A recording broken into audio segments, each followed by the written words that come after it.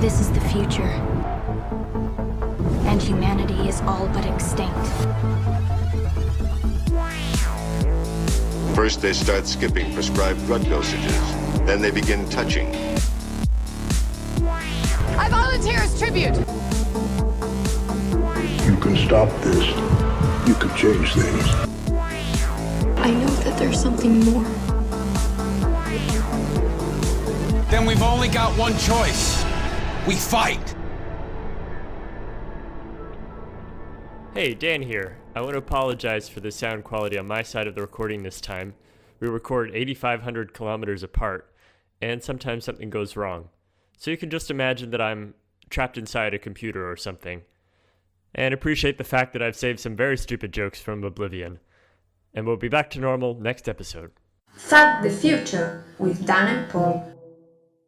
Welcome to Fight the Future with Dan and Paul. I'm Dan. And I'm Paul. Today we're talking about a 2014 movie called Robot Overlords. Also called Our Robot Overlords, I believe. Just to differentiate it from... It's like, no, these are our robot overlords. Not those other robot overlords. Yeah. What happens with the robot overlords stays with the robot overlords in our house. That's my British accent that I'm going to be breaking out frequently, Paul. All right.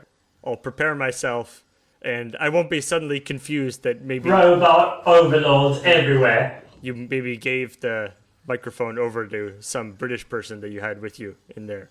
Yeah, don't get confused, Paul. All right. As I create a soundscape for you. Welcome to the podcast. You will be assimilated. No. Not assimilated. These robots seem very uninterested in assimilating people, actually. These robots seem like they kind of want to stay away from people as much as possible, really. It's sort of a, arm's length type of situation. They're like, we'll stay out here, you guys stay inside, and hopefully we don't have to actually interact at all. Yeah. Ooh.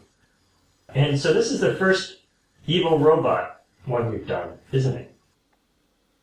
Wow, I guess it is. It's interesting that, like, in The Giver and in The Host, to some extent, in sort of some of the dystopias, a lot of the stuff seems to be centered around trying to sort of turn people into robots. Right, why not just use robots in the first place? Well, we learn why in this movie. Because they are extremely problematic, yeah. Yep, they're not good robots, and they don't deal well with anything complicated. Mm-hmm. I feel like they maybe have not encountered a lot of resistance in their galaxy-wide campaign of domination up until now. Yeah, maybe it's like The Host, where they got the easy ones first, and got a little cocky. So yeah, this has some big stars in it, like Gillian Anderson and Ben Kingsley. Mm-hmm. Probably you've never heard of it. It was like a Isle of Man and Wales like co-production. Okay, the two movie powerhouses. Yeah. I noticed in particular that I think a lot of it was shot on the Isle of Man and stuff. I often say, like, why are there so many Welsh movies in Canadian movie theaters? It's like, let's have some of our own homegrown movies. Yeah. Known as the European Hollywood. I'm tired of having to pronounce movies with 12 Q's in the title. So, what is Isle of Man, anyway? I mean, aren't they all Isles of Man, technically? I don't know. Maybe it's like Isle of a Man. It's just a guy. But is he upset about all his film crews coming? He had 3 legs. That's all we know. According to the flag, anyway. I'm sorry, Paul. I hate to break this to you. That's not a leg. The one in the middle. Pretty sure that's not what's on the flag of the Isle of Man. I assume it's a bunch of, like, Wicker Man stuff going on there. Briefly interrupted for big budget robot movies. I know that some of the laws are actually slightly different than the rest of Britain, because they are in a kind of a unique legal section. They're like a, I don't know, protectorate or something. They're not technically... Maybe they're more tolerant to having robots around. Yeah, they're more used to robots. Right, they have sort of a robot-based economy, I believe, on the Isle of Man. Robot slaves, and they all live like kings while the robots take care of them. Right. Unless anybody can prove us different, we will work under the assumption that the Isle of Man is full of robots. And they were just cast in the movie like the elves in Lord of the Rings and such. Right. They just happened to shoot the movie in the place where they had ready access to lots of robot actors. Robot English actors, which is why the robots had English accents. Right, but we'll talk about the setting, we'll talk about plausibility, scariness, hope for the future. How do we do? The setting. Outside of the robots, this appears to be relatively contemporary time period. We're told at the beginning the robots came 3 years ago, and the war lasted only 11 days. These all have very short wars, by the way. 48 hours, 7 days. They always like to do that to show how incredibly effective the bad guys are, which is necessary because then the rest of the movie is about how terrible the bad guys are. That's true, yeah. Was that just a lucky break? They mentioned at one point that they've got like a Spitfire old aircraft, and they're saying it works well because it doesn't have any like microchips or whatever in it, and apparently the robots could whatever mess with those. Right, so the robots could control anything with a chip in it. It's kind of like Battlestar Galactica. Exactly, so the old Battlestar spaceship Yeah. apparently is low-tech enough. They use phones that are on cords on that one. And so I actually made a note here that, you know, when in the at the sort of climax of the movie when they get the Spitfire going and they start shooting guys and they go, wow, you know, their puny weapons are actually very effective against the robots. Machine guns. Machine guns, very effective. If only they tried that during the battle. Yeah. They got too fancy. So somehow they've managed to put these tracker devices on every human being, basically. Yeah. Everybody's got this blinking circle behind their ear. And what appears to be basically like the one directive from the robots is that nobody can go outside. Apparently, ever. Like, it's not just that there's a curfew. Even during the day, you only get like, you know, a minute or two outside before you get disintegrated by drones. So, yeah, we see an instance of somebody getting special dispensation when this little kid runs out in the middle of the street. His dad's just been disintegrated, and he's about to get disintegrated himself within seconds. And striding out comes Ben Kingsley wearing a baseball cap. He's a member of the Volunteer Corps, right. Mr. Smythe. Nobody named Mr. Smythe has ever been a good person, really. Yeah, so he's part of the Volunteer Corps, which are actually the collaborators, the humans who are helping out the robots. And he seems kind of nice at first, but then we realize he's definitely working for the robots and for himself. Yeah, we find out that he is a real scumbag. He's given special privileges. He's the zone controller, zone master, I don't know. He's the guy in charge of this particular area. The world seems to be divided up into zones, and each zone has a enormous cube that floats above it. I mean, not floats above it. It actually has giant rocket engines that are always on, which seems very wasteful. That's a good point. Why don't they land? Why don't they land? Yeah, I don't know. And then on the ground, there's various robot forces, and then there's also these volunteers. They're called, or collaborators. Yeah, so the robot forces consist of flying drones that kind of look like the ones from Terminator. And then there's sort of spidery ones with machine guns on them. Mm-hmm. And then the big troopers who are like giant lumbering blocky robots. Right. And they all have guns that you get shot by it and you turn into dust. So, very effective weapons against regular people. Mm-hmm. They have this this rule of, you know, don't go outside. But other than that, they don't seem to really care a lot about what people do. Maybe this is plausibility, but I noticed that they let them still have guns. Mm-hmm. Like shotguns, they were never disarmed. And then later on, there's like a bar with a big party going on there. Very ruckus bar that they're doing bare knuckle boxing at. Which is clearly what always happens when the rule of law breaks down. Go-to entertainment in the post-apocalypse. Yeah. That and like flute music are the two things that you get, usually. You know, like a wooden flute? Right. Usually not at the same time. No, those are two different areas. Yeah. And usually not the same people.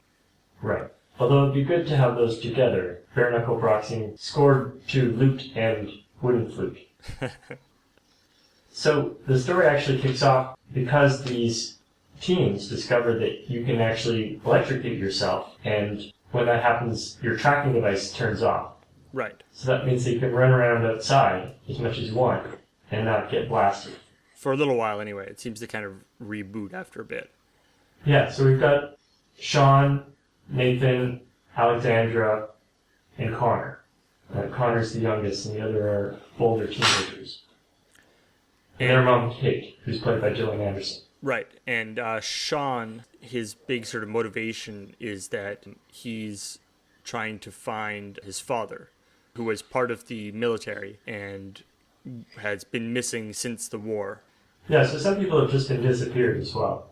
Yeah, some people seem to have been disappeared, and supposedly Ben Kingsley has been using his authority as zone supervisor to try to find this guy's father as a favor, but it turns out that he's in fact lying.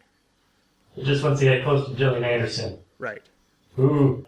Anyway, they discovered that what's actually happening to these people that disappear is they're being given a deep scan, which happens at the central building, and you get strapped into this futuristic machine, and all of your thoughts are sucked out.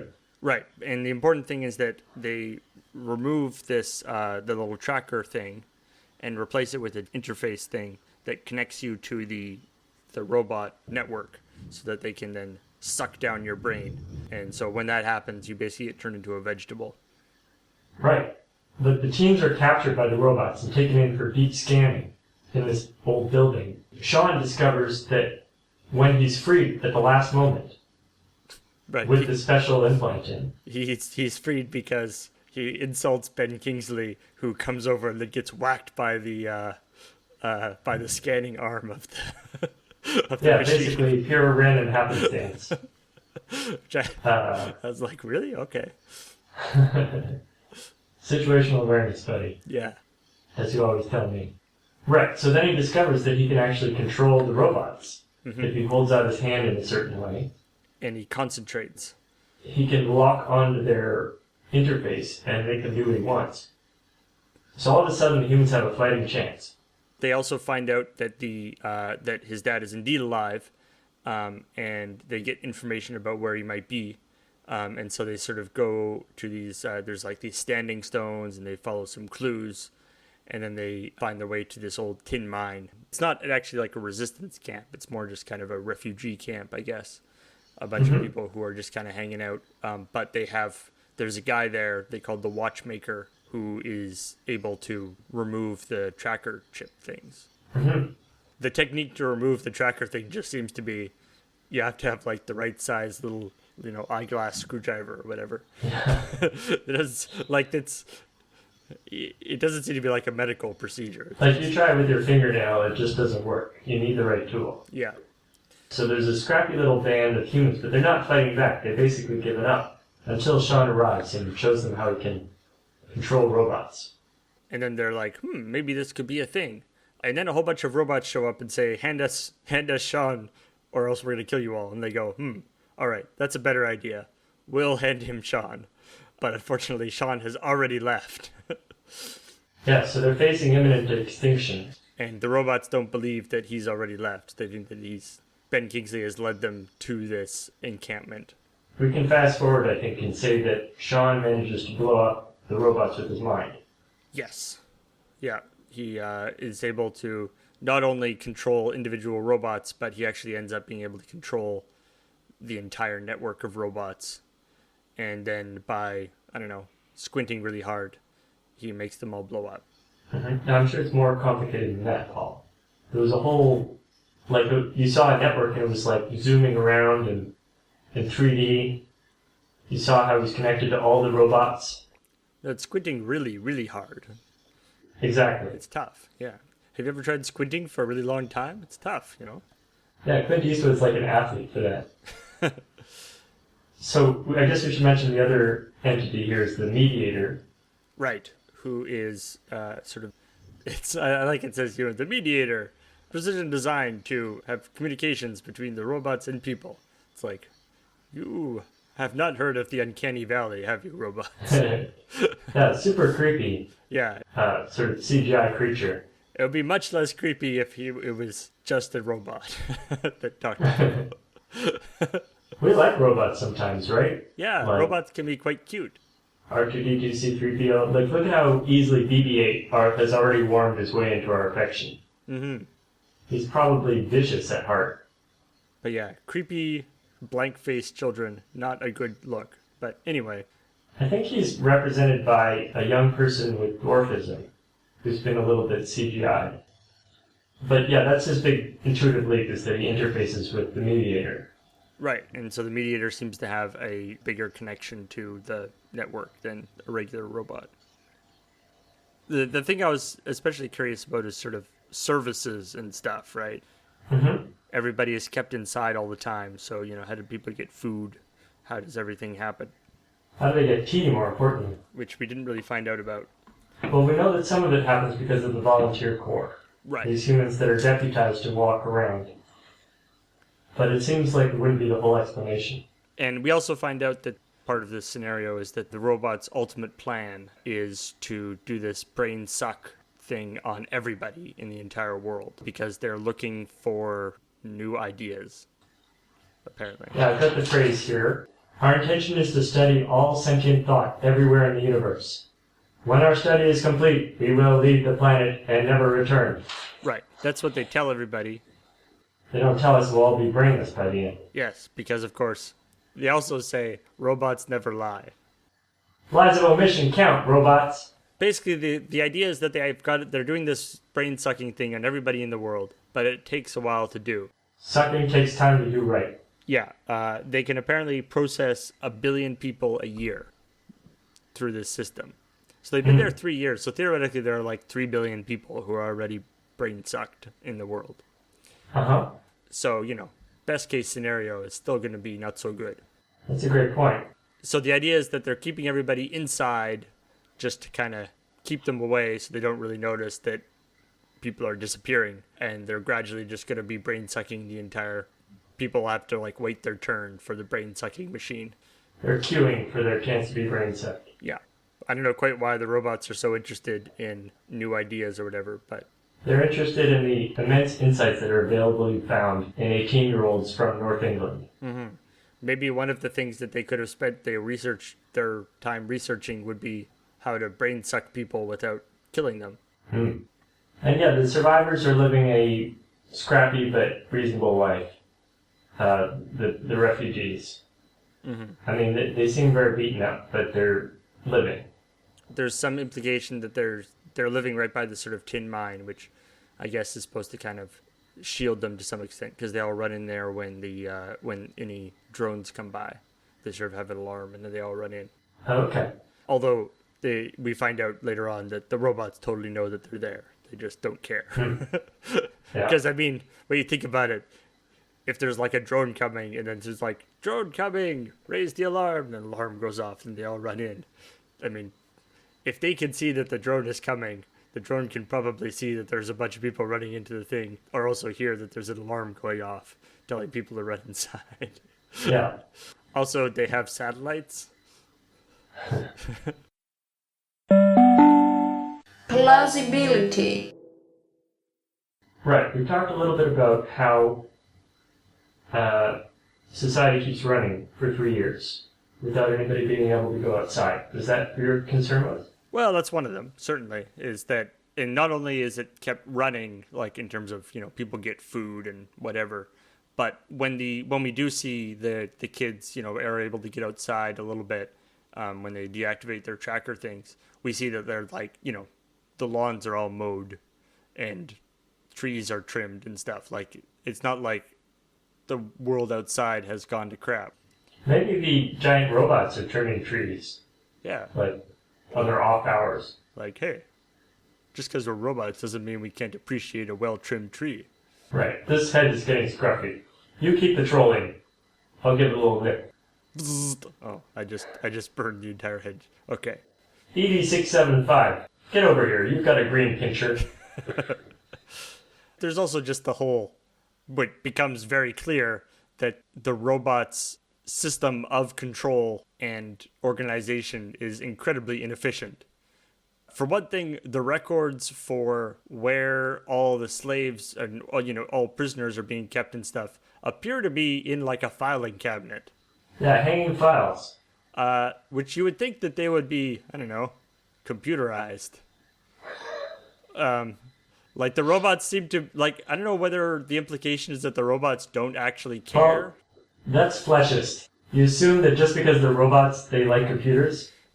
There's a wide variety of different filing systems that robots use, including paper files. They sometimes use Rolodexes. But, like, maybe there's an idea that the robots, like, literally do not care.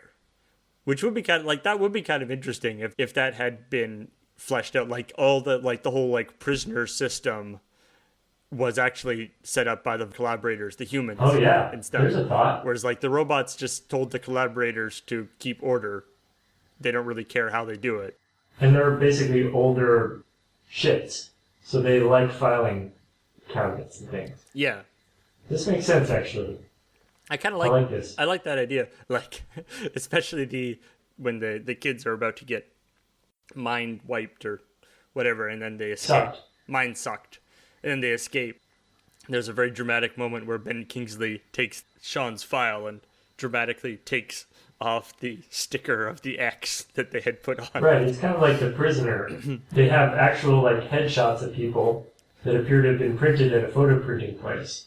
Right, yeah. And stuck onto the paper. And then they have, like, a sticker of 2 red lines in order to put over it when they're dead. Mm-hmm. And then there's the aspect of that in order to do the brain sucking, which apparently they have done to 3 billion people, it hasn't never come up that when they connect them to the network, they also can exert control over the network. There's no indication that Sean is like a special in some way other than that he got away. Yeah, which I kind of like, story-wise. He isn't like the chosen one. Yeah, it's just a random fluke that he happens to have this power and is the, handsome white boy of the group. Yeah, when he connects to something, you can see that they both change color, his implant and the implant on the thing. Like pairing a Bluetooth device. Yeah. Except that actually has way more security. When I pair my Apple keyboard to my computer, I have to type in a special code. Right, yeah. They actually do at some point. Ben Kingsley is like, can't you revoke his access? And the robots are like, we'd have to take every single robot all over the world offline and update their software. Yeah, scheduled maintenance, it's a nightmare. And it's like, really? Your security system doesn't allow you to, like, revoke the security key for something? Yeah, they didn't expect there to be any of this nonsense with hacking. So are the robots, are they an alien race, or are they built by somebody else? We have no indication of that. They're from outer space, and they seem to be on a mission to do this thing. It's a little bit like, some of the things that they've encountered on, like, Star Trek or something, where it's like... Mad computer. They encounter, like, a probe that was sent off 1 million years ago to collect information, but got messed up, so now it's just, destroying things or something like that. And I like this. Like, as a computer programmer, I know how mindlessly something can be done. Like, something can print. Yeah. If you've ever sent 1,000 pages to a printer by accident. Yeah. It's that Sorcerer's Apprentice feeling. So yeah, maybe they brain sucked all their original creators. Ooh. How ironic. How did they win the war, by the way? What happened during the war? Or electronics? We already figured that out. Yeah, I mean, their weapons are very effective when they do deploy them. I mean, they can vaporize a person in one shot. But you think that they could kind of track a relatively slow-moving airplane fairly easily. But considering they're robots. Yes. And with satellites and so forth. They're on the same level as stormtroopers, basically. Yeah. They don't seem to actually have any advantages of robots. They have a lot of disadvantages of robots in that they're very methodical. Slow, clunky. They can be reprogrammed or, taken control of. They're all networked together. You don't see them doing any quick thinking, though. But yeah, they don't even seem to like move with robotic speed. The robotic slowness, Paul. Yeah. I'm pretty sure that's the expression. So yeah, they seem to have a lot of the disadvantages of robots, but not a lot of the advantages. Yeah, they're basically having a rough time. Yeah. They're probably like, this whole process was supposed to take like 6 months, and they're like, ugh, 3 years in. The quote keeps getting higher. This is the worst. Yeah. It's like, well, we can't stop now. We've already spent 3 years, I guess. I would say as robots, they're slightly less clunky than Daleks. They can walk upstairs.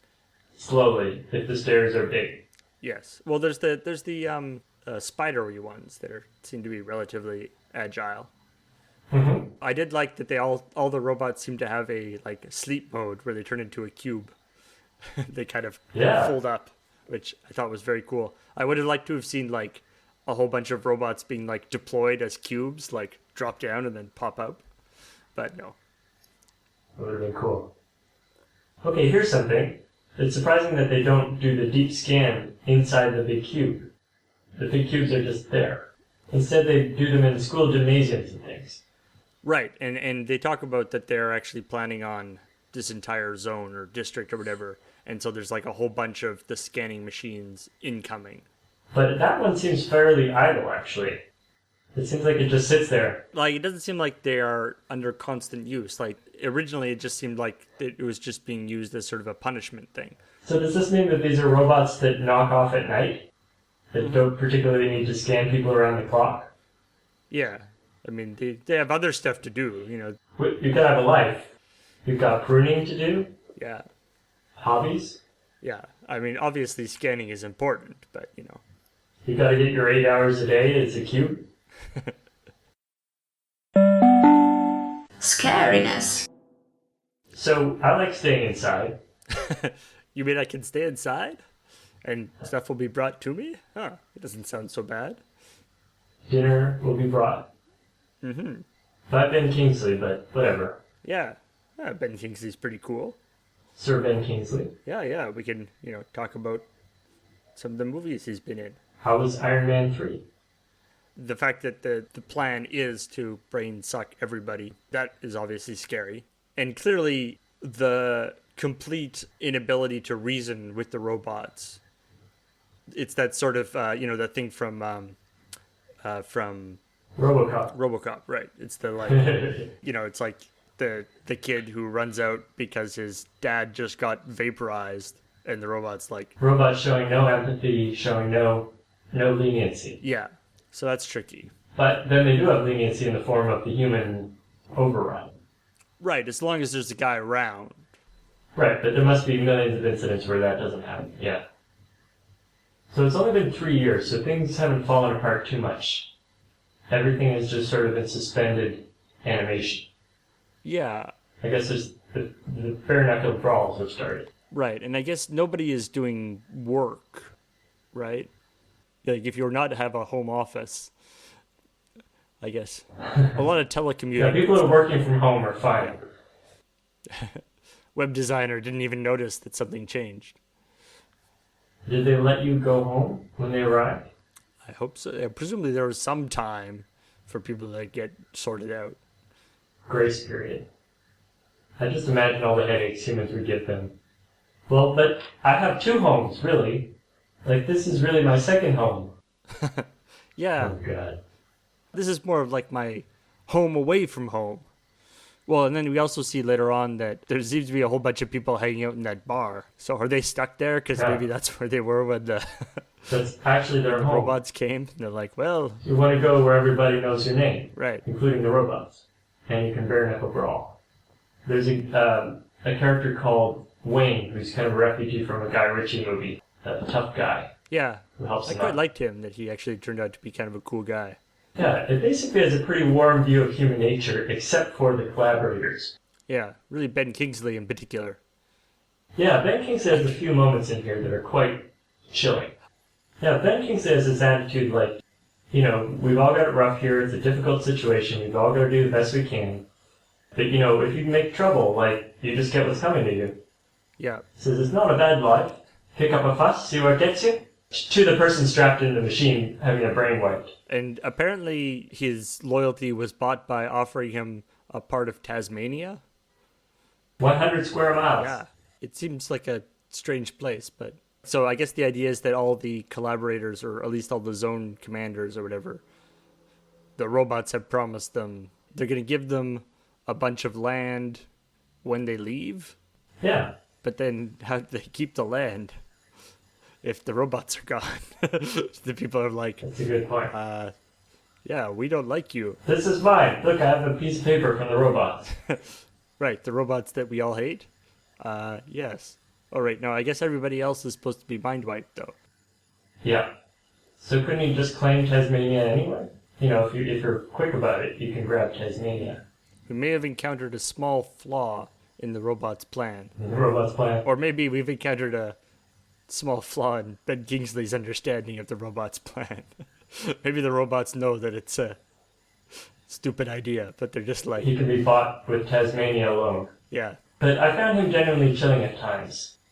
I started to think about who in my life would become collaborators with the robots. People who like to have a little bit of power, who tend to worship authority. I mean, there's the kid, the old, sort of only other collaborator we really see is the kid who's saying that he just became really claustrophobic. And he was like, I just had to get out. And being a volunteer was the only way he could do that. Yeah, so you get these little privileges, you get to feel important. I thought it would be quite a different movie if they shot Ben Kingsley for being a collaborator. Because that's the thing that would... Instead of having him killed by the robots and get his just Right. comeuppance. Yeah, in these movies they always have to die in some ironic way. Right. What if one of the teenagers had just said, okay, I'm going to execute you for crimes against humanity? It would be a very different tone. But that's what happens. I mean, that's one of the darkest things is when the invasion goes away.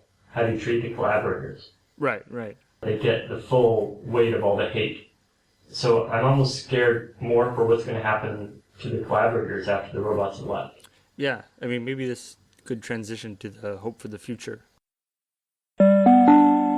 Hope for the future. Yeah, so hope for the future. All the cubes are blown up. It is sort of a Pyrrhic victory in some ways, right?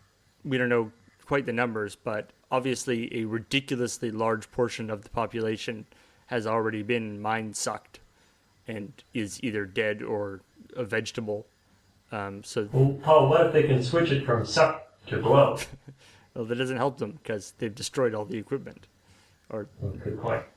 and so there's maybe somewhere, maybe like 3 billion people, on the earth have been killed. I never thought about that. It isn't as cheerful of an ending as I thought. That makes it one of the worst movies we've ever watched as far as body count. And I was thinking about like the cubes, like there seem to be quite a few of them. Yeah, Isle of Man has several cubes associated with it. So, all these, however many, hundreds of thousands of cubes filled with whatever the hell they're filled with are all blowing up all over the world all at once. We see actually like a shot of like the planet with like the robots blowing up all over the planet. It seems to be like creating shockwaves and, explosions that you can see from space. So it's like the amount of devastation, just the destruction of the robots, not to mention, whatever stuff has already happened. Yeah. It's a mess. But while Freedom. not a full victory, while not a completely, free victory, it is a victory. Not only is it like a victory for the humans, but it appears to be like a total victory in terms of, it's not like they just chased the robots away. Well, we killed all of them. Or that there's going to be like another chunk of robots coming, that this was like the, first wave or something. They appeared to be like real dead. It's going to be a tough one, Humanity is going to have to come together and fight and work hard to rebuild things. Going to be a lot of people who still want to stay inside, probably, or got kind of used to it. You mean like there'll be more cocooning culture? I would think so. Netflix and chill will be even bigger than before. I wonder how it worked like in Edmonton and stuff, where there's like large areas that are connected together. so you can like walk around without going outside. I wonder if that worked. If people. You mean like the plus 15 system? Yeah. Calgary? I wonder if you could just kind of you could do that. This is what I'm saying about humans are a pain in the ass. They're always finding the border cases. Right. And so like, does this count as outside? Does this count as outside? Yeah, it's like you'd think the robots are just like, oh, goddamn. You think we could just say, don't go outside. But, so they took 3 billion of us, and we took all of them. Mm-hmm. And no more robots. And like you were saying, the view of humanity in this one seems to be generally positive. I mean, there's the collaborator thing, but in a lot of ways, it is more positive than a lot of other sort of dystopia stuff. Rather than being kind of an internal thing where it's humans fighting humans, it's sort of an external thing where we can all kind of band together against an external force. Unless they're Ben Kingsley, we can all agree that the giant robots are not good guys. Right. Yeah, like in How I Live Now, which we just did, it's also England, also people confined to their homes. And, people are very stressed out and are not always nice to each other. Yeah. So this is more like stiff upper lip, we'll keep calm and carry on together. What did you do in the war, Daddy? All that stuff. Yeah. How would they do? So I'm a robot programmer in the sense that I'm a robot and I'm a programmer who programs robots. The idea is that your culture has sent out all these sort of robot systems to try and gather information. That's right. It's something of a make-work project, to be honest. We need to employ people. We've decided that some vague idea of collecting all the sentient knowledge in the universe maybe will help. But it turns out the budget keeps getting slashed and slashed and slashed. With each successive robot government, the robot budget is lower. And frankly, nobody wants to send their children and child robots out there. So we make new robots that are just for this. That are not as smart. But I have to think of every scenario in advance. And frankly, England I didn't really think of how to deal with. Basically my robots that I invented, my main priority was making sure they could fold into a cube. But in retrospect, that wasn't that important. I should have considered that streets are incredibly narrow in many cases. My robots keep bonking their heads on the overhanging houses on either side. You keep getting sent bug reports. Yeah, but I can't patch it because they refuse to schedule any maintenance time. What am I supposed to do? So they're still running on the 1.3 version of the software when there is a better version available. They just haven't installed it yet. A couple of years ago, found a serious problem with security over the network, and people we closed that 0-day exploit real quick. But you had to actually install the update for it to work. It's very frustrating, and then you get blamed for the software. And so basically, we're watching these robots get slaughtered from afar, and there's nothing I can do about it. So it's kind of a nightmare. So that's what I would be, a robot programmer that's frustrated. As someone who, in real life, doesn't like upgrading your software very much. Who knows what you could be missing out on. When I opened Skype just now, it's like, always keep Skype upgraded? Heck no! Screw you! My Skype is as old and lumbering as the robots in this movie. All right. I am filling actually a similar role, but in this case, on Earth. This is the sort of, I guess, the counterpart, which is in each zone, as the sort of with the volunteers, there would need to be a designated sort of robot liaison officer whose job it is to explain to the robots why certain things have to be done in the way that they're being done. Why the robots can't just destroy an entire city block. They're like, there's some people who maybe said some rebellious stuff in this house. So we're going to destroy the entire city block that those people are in. And you have to be like, okay, that's a good idea. What if we send in some people to find out who that person is, and then we'll take that person, and then you can brain suck them, and then you can find out all the stuff that they know, right? And then you don't have to clean up all of the city block that you vaporized. So you're basically trying to help. It's probably not a job that is well respected in the human community because I am working with the robots, but I feel like I'm doing it in order to help people, given the reality of the situation, which is that robots are in control and can literally vaporize anybody at any time for any reason. I have learned certain ways to how they think to some extent, learned what arguments work well with them. Just say things are logical a lot. Right. It's logical that we should have more tea delivered. They'll be able to function better and more efficiently. I probably do a lot of the robots are like, this makes no sense. Why do people require so much tea? Tea is not needed for biological life. And I probably do a lot of commiserating with the robots. Be like, I know, it's weird, but it's just a human thing. We'll get 8% more efficiency from it. It's gonna help. Just trust me on this. Requires almost no resources on your part, and it's gonna make them happier, which I know you don't care about, but it will decrease their possible rebelling or any further complications. I feel like you're trying to explain yourself to the human tribunal at the end of the war. Yeah. See, it may have looked like I was helping the robots the whole time. If you got tea rations back, you may actually get leniency at the end. Right. And then the robots are very, probably initially quite suspicious of the whole thing, but then start to slowly believe that I have some sort of insight into human behavior. Unfortunately, there's probably a certain point where they're like, you have unique insight into human behavior. We shall brain suck you to find out what that is.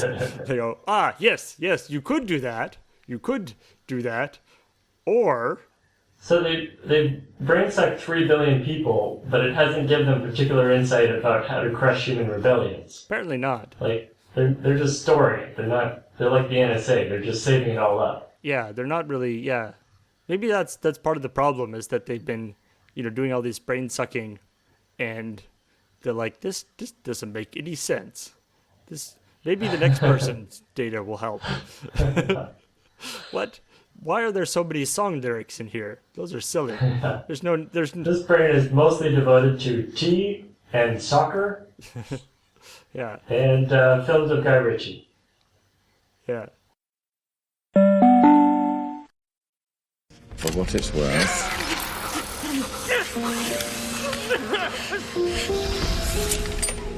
I'll make sure your mother's careful. All I want is for her to be happy. Leave her alone! Alone? Oh no.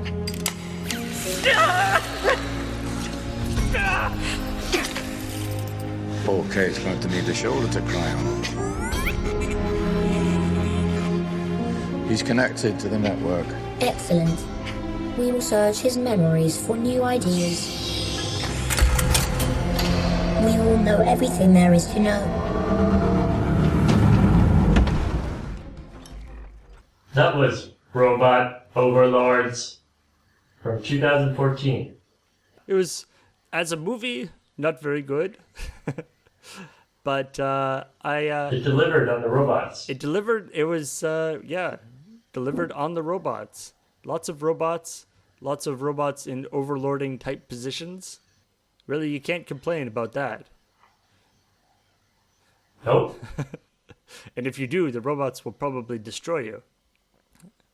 So this is a Loading Ready Run podcast. Yeah, and like every Loading Ready Run podcast and everything we produce on LoadingReadyRun.com, it is made possible by you at home, by our Patreon at patreon.com/LoadingReadyRun.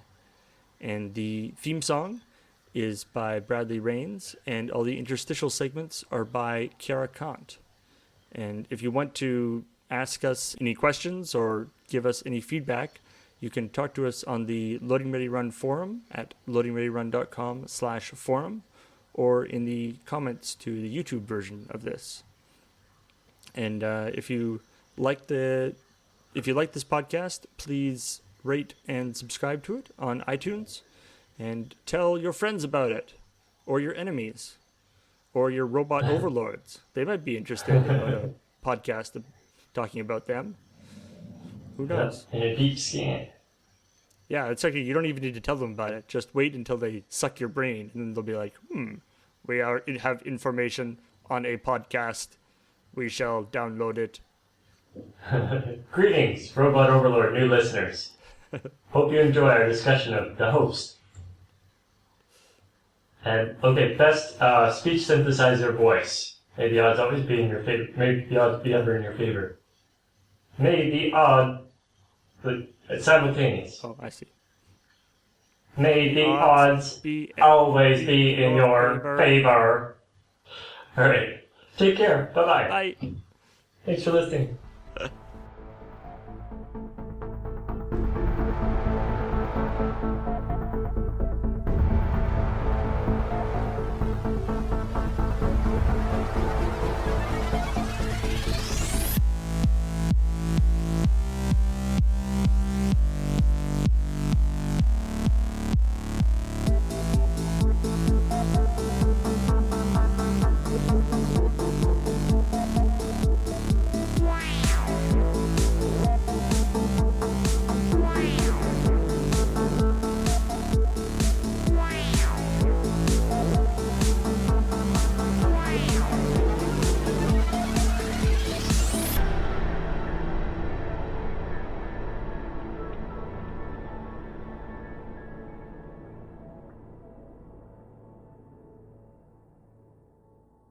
Ci vediamo.